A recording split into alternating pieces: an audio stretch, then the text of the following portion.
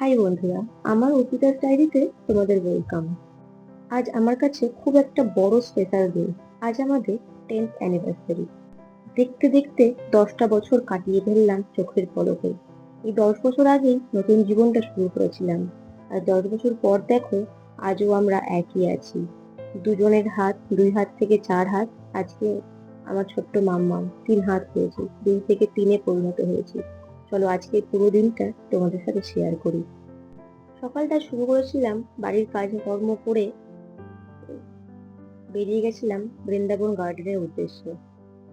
মাম্মামের হাতটা ধরে যখন গেট দিয়ে ঢুকছিলাম, মনে হচ্ছিল 10টা বছর আমি কত ঝড় ঝাপটা, কত অশান্তির মধ্যে পার করে ফেললাম। এই বাগানটায় দেখো কত শান্তি। মাম্মামকে একটু নিয়ে ঘুরলাম সুইমিং পুলের পাড়টায়। ওখানে বসে মনের মধ্যে এক কোটি চিন্তা, সব চিন্তাকে পিছনে ফেলে না হয় বাঁচার মতো করে একটু একটা দিন না হয় বাঁচলাম। আমার এই ক্ষণিকের আনন্দতে অনেক মানুষের জীবন জ্বলে যাবে। দাঁড়াও দাঁড়াও, একটু খেয়ে নি। গরম গরম পকোড়া অর্ডার দিয়েছিলাম। জীবনটাই পকোড়ার মতো, বাইরে থেকে শক্ত, ভিতরটা নরম। একটা একটা পা করে হাঁটি, আর জীবনের গল্পগুলো খালি ভাবতে থাকি। আমার মতোই কি অনেকেই এরকম লড়াই করেছো? আমার লড়াইয়ের জার্নিটা শুনলে হয়তো একটা সিনেমা স্ক্রিপ্ট হয়ে যাবে। যাই হোক, আজকে দুঃখ দিয়ে কোনো কথা বলবো না, আজকে ইমোশনাল গল্প বলবো না। মাম্মাম দোলনায় দুলছিল। আজ আমি ভীষণ খুশি ছিলাম, ভীষণ খুশি। একটু একা একা বসলাম, চারিদিক শান্ত, আর ভাবছিলাম, না, আমি তো দুঃখের কথা বলবো না। দুঃখের কথা না বললেও মানুষের এত হিংসা কেন আমাকে নিয়ে? আমি যত ভালো থাকি ওদের জলে। আমার রাতগুলো যে কান্নায় কেটেছে, তখন তো আমার পাশে কেউ থাকেনি। আজ এমনকি আমি মা হয়েছি, আমার শরীরে মাতৃত্বের ছাপ আছে। আমি মোটা হয়ে গেছি, শরীরটা ভারী হয়েছে, তার সাথে মনটাও ভারী হয়েছে। আমি মোটা হয়েছি বলে অনেকেই বলে মোটা চ্যাপ্টা। দাঁড়াও দাঁড়াও, ওই জঙ্গলটা একটু ঘুরে আসি। বৃন্দাবন গার্ডেন থেকে বেরিয়েই সামনে ঘন জঙ্গল, ওখানে আবার হাতি বেরোয়, তাই রিস্ক নিলাম না, ঘুরে চলে এলাম। কি দরকার জীবনটা রিস্ক নিয়েই কাটিয়ে দিলাম। এখনো শুধু রিস্ক নিয়েই যাচ্ছি, কিন্তু এখন আর রিস্ক নেব না। মাম্মার জন্য আমাকে ভালো থাকতে হবে। চারিদিকটা কি শান্ত পরিবেশ।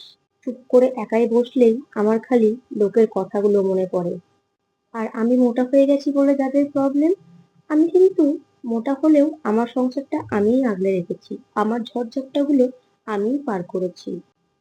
এই যে তোমরা খোঁচা দিয়ে বলো তুই মোটা হয়ে গেছিস, এই যে খাওয়া দাওয়া করি, কোনো কন্ট্রোল করতে পারি না তো। ডাক্তারের অনেক বারণ আছে, কিন্তু খাবার দেখলে আর সামলাতে পারি না। তবু আমার খাবারটা খুব একটা মোটেও ভালো লাগেনি। চলো খাওয়া দাওয়ার পর একটু জিরিয়ে নিই। সুইমিং পুলটা আমার বড্ড ভালো লেগেছে। আমরা তিনজনে হাত ধরে হাঁটছি, এই দৃশ্যটাই আমার কাছে স্বর্গের মতো। পুরো হোমস্টেটা ঘুরে দেখালাম তোমাদের। ছোট্ট জায়গা, কিন্তু অনেক শান্তি আছে জানো। এবার বাড়ি ফেরার পালা। বাড়ি ফিরে দিনটা আমার শেষ হয়নি। আবার বাড়ি ফিরে মাম্মিকে খাইয়েই বেরিয়ে গিয়েছিলাম সিটি সেন্টারে, ভেলভেট ক্যাফের উদ্দেশ্যে। আমি বলেছিলাম আর যাবো না, কিন্তু সব কথা, সব চিন্তা পেছনে ফেলে একটা দিন না হয় নিজের মতো করেই বাঁচলাম।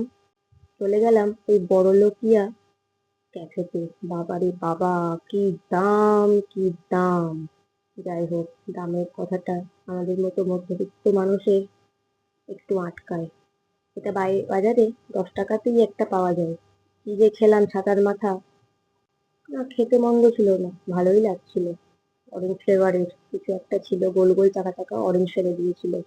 এতো আমি বাড়িতেই সুন্দর করে বানাতে পারতাম। যাই হোক, বড়লোকিয়া ক্যাফেতে গেছি, এসব না খেলে আবার হয়। খাচ্ছিলাম, চারিপাশের ভিউটা খুব সুন্দর ছিল। ওখানকার স্টাফদের বিহেভিয়ারও ভীষণ ভালো ছিল।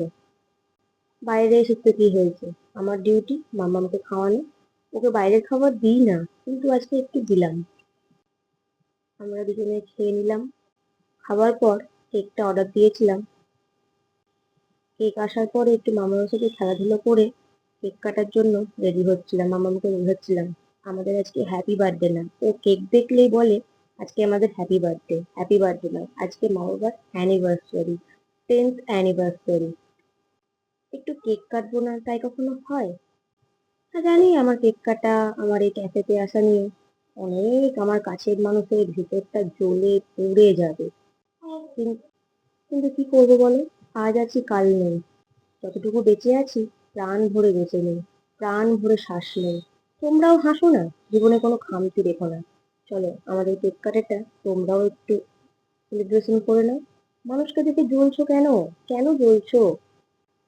নতুন কিছু করার চেষ্টা করো। আজকে মরে গেলে আসলে যতদিন বাঁচবো, জিন্দা থাকলে নিন্দা হবে। প্রশংসা তো স্মরণসভায় হয়, প্রশংসাটা স্মরণসভায় না করে বেঁচে থাকতেই বরং করো।